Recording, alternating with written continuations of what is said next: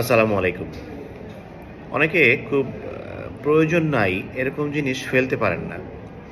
যেমন ধরেন যে খবরের কাগজ স্তূপ আকারে সুন্দর করে সিরিয়াল অনুযায়ী একদম রেখে দিতে হয়। অনেক ১ মাসের ১.৫ মাসের সব ফেলতে পারছেন না। চাইলে ফেলে দেওয়া যায়। আবার ধরেন যে মানে খুব প্রয়োজন নয়, আবেগীয় কোনো মূল্য নাই। জিনিসগুলো চাইলেই ফেলে দেওয়া যায়। দরকারও না খুব বেশি। কখন দরকার হবে বলাও যায় না। কিন্তু সব তিনি রেখে দিচ্ছেন। যদি কখনো লাগে বা থাক না। অথবা ধরেন যে মেইলের কথাই ধরেন, একটা মেইল মানে জাঙ্ক ফোল্ডারে যে মেইলগুলো থাকে সেগুলো চাইলে ডিলিট করা যায়। কিন্তু প্রত্যেকটা খুব কেয়ারফুলি পড়তে হয় যে এই মেইলগুলোর মধ্যে যদি দরকারি কিছু থাকে ফেলতে পারেন না। অনেক গার্বেজ বা ইউজলেস জিনিসপত্র এরকম করে জমিয়ে রাখেন। তো এটা আসলে কি? এটা আসলে কিভাবে দেখেন আপনারা? এটা কিন্তু আসলে এক ধরনের অবসেশন। আমরা জানি যে ওসিডি নামে একটা রোগ আছে, অবসেসিভ কম্পালসিভ ডিসঅর্ডার। তো এটা এক ধরনের অবসেশন আমরা বলি। এটাকে বলা হয় হোর্ডিং বা কালেক্টিং কম্পালশন আমরা বলি আর কি। তো এই অবসেশন বা কম্পালশন এই রোগ সম্পর্কে একটু আজকে বলবো আবার। তো এই এটা এটা দিয়ে হয়তো বা আপনি দেখছেন আরও অনেক কিছু থাকতে পারে। তখন তো আমরা খোঁজা শুরু করি তার মধ্যে আর কিছু আছে কিনা। শুধু এটাও থাকতে পারে। যেমন ধরেন যে খুঁটিনাটি কিছু বিষয় আছে যেগুলো খুব ইন্টারেস্টিং, সেগুলো আজকে বলি। বড় বড় কথা তো সবসময় বলি এই রোগের, যেগুলো সবচেয়ে বেশি দেখি আমরা। কিন্তু অনেক বিষয় আছে আমরা অনেক সময় মানে এরকম অনেকের মাঝে আছে যেগুলো যে অবসেশন এগুলো বুঝি না। যেমন ধরেন যে খুব বেশি বেশি লিস্ট করতে হয় সব কিছু। যেমন ধরেন যে একটা কথা বলতেই হবে, জানতেই হবে, আমাকে না বলা পর্যন্ত শান্তি লাগছে না, সব ডিটেল না শোনা পর্যন্ত শান্তি লাগছে না। তারপরে ধরেন যে অনেক সময় বলে যে এই শার্টটা, এই জামাটা আমার লাকি, এই নাম্বারটা, এই সংখ্যাটা আমার লাকি, এইটা আমার লাগবে, তাহলে হচ্ছে যে আমার মনে হয় ভালো কিছু হবে।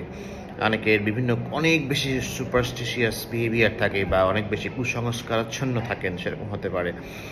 তো এইগুলো অনেক সময় কিন্তু দেখা যায় যে অবসেশনের কাতারে পড়ে।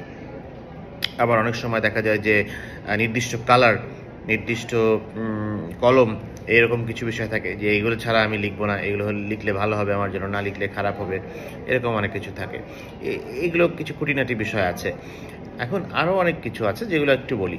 এই ওসিডি রোগের মধ্যে পড়ে, এগুলো আমরা অনেক সময় বুঝি না যে এগুলো আসলে মানসিক রোগের মধ্যে পড়ছে। যেমন ধরেন যে খুব পরিষ্কার পরিচ্ছন্নতা, অতিমাত্রায় পরিষ্কার পরিচ্ছন্নতা তো অবশ্যই ভালো জিনিস। এত বেশি পরিষ্কার পরিচ্ছন্নতা যেটা আপনার day to day life hamper করছে, আরেকজন মানুষকে বিরক্ত করছে, ফ্যামিলি মেম্বারদের সাথে দ্বন্দ্ব লেগে যাচ্ছে। দেখা যাচ্ছে যে ঘন্টার পর ঘন্টা চলে যাচ্ছে গোসল করতে। দেখা যাচ্ছে যে আপনি মানে বেশি বেশি ক্লিন করতে হচ্ছে। একটু কেউ বসলো আমার বিছানায় বা আমার জায়গায়, সেটাকে ক্লিন করতে হচ্ছে বা চাদরটাই চেঞ্জ করে ফেলতে হচ্ছে। এই পরিষ্কার পরিচ্ছন্নতার কথা ধরে বলছি যে বাইরে দিয়ে একটু কুকুর গেল, দূর থেকে একটু কুকুর বিড়াল গেল বা একটু পশু পাখি গেল, মনে হচ্ছে তাদের কোনো মল বা মূত্র হয়তো বা আমার গায়ে লেগে গেছে। এই যে শুরু হয়ে গেল মানে একটু ঘিন ঘিন ভাব, অতিমাত্রায় ঘিন ঘিন ভাব যেটাকে বলে, এটা অনেক সময় অবসেশন আমরা বলি। এখন এটার ফলে দেখা যাচ্ছে তিনি বাইরেই যাচ্ছেন না, বারবার ড্রেস চেঞ্জ করছেন, বাইরে গেলেই ড্রেস চেঞ্জ করছেন, এগুলো অনেক সময় করে থাকেন। এটাকে আবার আমরা বলি কম্পালশন। অর্থাৎ এই যে সন্দেহের বশবর্তী হয়ে যা করছে সেটাকে আবার আমরা বলি কম্পালশন। বা বারবার ওয়াশ করা, বারবার চেক করা। অনেক সময় মনে হয় যে বুঝি মানে আমি ঠিকমতো লিখি নাই, ঠিকমতো জিনিসটা পড়ি নাই, দেখি তো মনে আছে কিনা, এই যে চেক করছি, ঠিকমতো তালাটা লাগাই নাই, দেখি তো মনে আছে কিনা। একবার দুইবার চেক করাটা সতর্কতার লক্ষণ, এটা ভালো। অতিরিক্ত চেক করা যখন হয় এবং আমি নিজেই বুঝতে পারছি যে এই চেকিংটা আসলে অপ্রয়োজনীয়, অনর্থক, তখন সেটাকে আমরা বলি যে এটা রোগের পর্যায়ে চলে যাচ্ছে। কম্পালশন বলি এগুলোকে আমরা। আবার দেখা যায় অতিরিক্ত মানে একদম অ্যারেঞ্জমেন্ট করতে হবে ঠিক মতো, এটা ডানেরটা ডানেই থাকবে, বাইরটা বাইরেই থাকবে, নির্দিষ্ট সজ্জায় সাজাতে হবে সব কিছু, না হলে আমার অস্বস্তি লাগে। আবার দেখা যায় যে ঠিক একটু টানে গেল নাকি একটু বাইরে গেল, এই ঘড়িটা লাগাবো, একটা কিছু দেওয়ালে লাগালাম, এই আমার মধ্যে খুঁতখুঁতে কাজ করে। একদম পারফেক্ট হতে হবে। চুল কাটার ক্ষেত্রে এটা মনে একটু বড়, এটা মনে একটু ছোট, তারপর আবার এটা কাটি, আবার এটা সমান, এটা কাটতে যাই, এটা কাটতে গিয়ে দেখি এটা আবার বড় হয়ে গেছে, না, এরকম চলতে থাকে অনেকের মধ্যে। এইগুলো সবই কিন্তু অবসেশনের লক্ষণ। আজকে আমরা রোগের বিবরণ দিব, আরেকটা ভিডিওতে এই রোগের চিকিৎসা নিয়ে আমরা বলবো। তো এই যে অবসেশন, এছাড়া আরও অনেক বেশ কিছু বিচিত্র অবসেশন আছে। যেমন ধরেন যে অনেক সময় মনে হয় মানুষজন সামনে বসে আছে, একটা কিছু করে ফেলবো কিনা, ওনাকে একটা কিছু বলে ফেলবো কিনা, ওনাকে হার্ট করে ফেলবো না তো আমি চাই না, কিন্তু এরকম একটা তাড়না চলে আসে।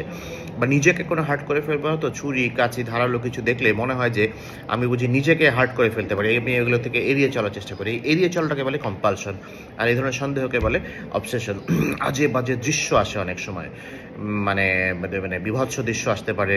অনেক সময় দেখা যায় যে এমন কিছু জিনিস চলে আসে যে মানে চোখ চলে যায়। কারণ যে আপনি অন্যের পকেটের দিকে চোখ চলে যাচ্ছে, অন্যের মোবাইলের দিকে চোখ চলে যাচ্ছে, অন্যের এমন প্রাইভেট পার্সের দিকে চোখ চলে যায়, আমি চাই না, ছি, তারপরে ওইদিকে কেন চোখ চলে যায়? আমার খুব কাছের মানুষ, যাদের সাথে এগুলো কখনোই অ্যাকসেপ্টেবল না কোনোভাবেই, চোখ চলে যাচ্ছে, সেটাও এক ধরনের অবসেশন আমরা বলি আর কি। তো বা এই জিনিসটা আমি চুরি করে ফেলবো কিনা, এরকম সন্দেহ অনেক সময় চলে আসে। তো এগুলো সবই কিন্তু অবসেশন, খুব বিচিত্র, ইন্টারেস্টিং। কিন্তু যার হয়, আমাদের কাছে ইন্টারেস্টিং লাগতে পারে, যার হয় তিনি বুঝেন যে এই বিষয়টি কতটা বিব্রতকর এবং কতটা কষ্টের। ইলনেস নিয়ে অনেক সময় অবসেশন থাকে, হাসপাতালের কাছে যাই না, গেলে মনে হয় যদি আমার কোনো রোগ হয়ে যায়, হ্যাঁ, বা এইটা বুঝি আমার মধ্যে জীবাণু প্রবেশ করে গেল, খালি মনে হয় বুঝি জীবাণু প্রবেশ করে গেল, ওই অমুক দিন সেলুনে আমি শেভ করে দিয়েছিল, এই যে মাথায় ঢুকে গেল, মনে হয় যদি এইচআইভি জীবাণু ঢুকে গেছে কিনা। এই যে অহেতুক চিন্তা মাথার মধ্যে ঘুরপাক খায়, যেটা নিজেকে এবং অপরকে এবং আপনার দৈনন্দিন জীবনকে ক্ষতিগ্রস্ত করে, সেটি হচ্ছে যে অবসেসিভ কম্পালসিভ ডিসঅর্ডার রোগ।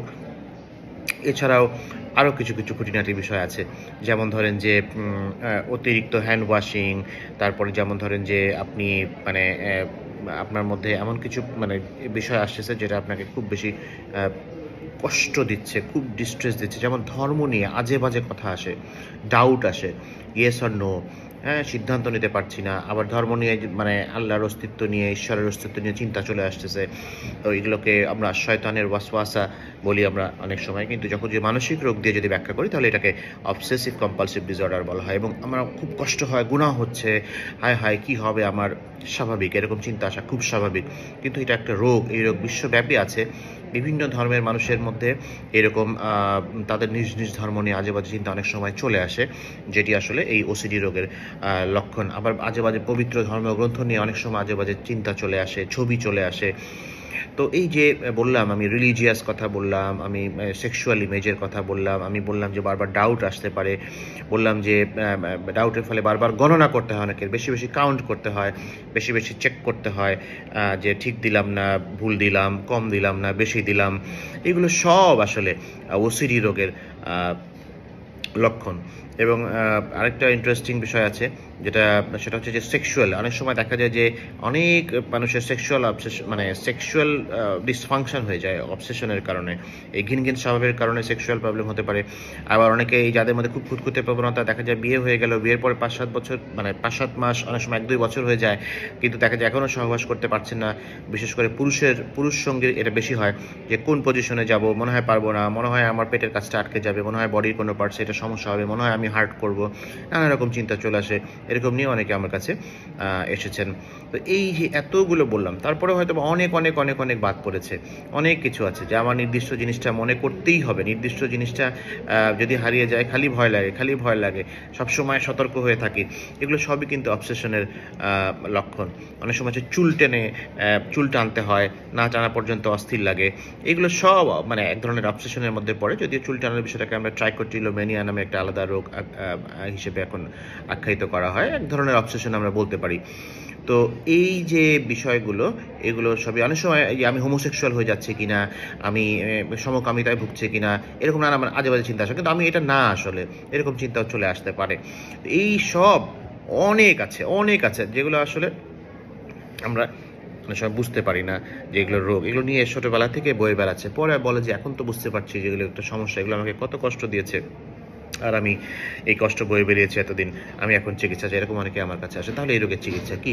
এই রোগের চিকিৎসা সম্পর্কে আমরা আপনাদেরকে পরবর্তী ভিডিওতে ইনশাল্লাহ বলার চেষ্টা করব। তবে এই রোগটি অবসেসিভ কম্পালসিভ ডিসঅর্ডার, এটুকু মনে রাখেন, অবসেশন এবং কম্পালশন এই দুইটি কম্পোনেন্ট আছে এই রোগে। অবসেশন মানে সন্দেহ বা যা আসছে এই জাতীয় ছবি যাই হোক না কেন, আর কম্পালশন মানে হচ্ছে যে অবসেশনের বশবর্তী হয়ে আমি যা করছি, অর্থাৎ হচ্ছে যে এই চেকিং করা বা সরিয়ে নেওয়া ইত্যাদি সব কম্পালশন। তাহলে কি আমরা কম্পালশন করব কি করব না? আমি কি সরিয়ে নিব কি নিব না? বারবার হাত ধুবো কি ধুবো না? তো এইটা আমি পরবর্তী ভিডিওতে আপনাদেরকে ক্লিয়ার করে দিব। সবাই ভালো থাকবেন। সবার জন্য অনেক অনেক শুভকামনা। আসসালামু আলাইকুম।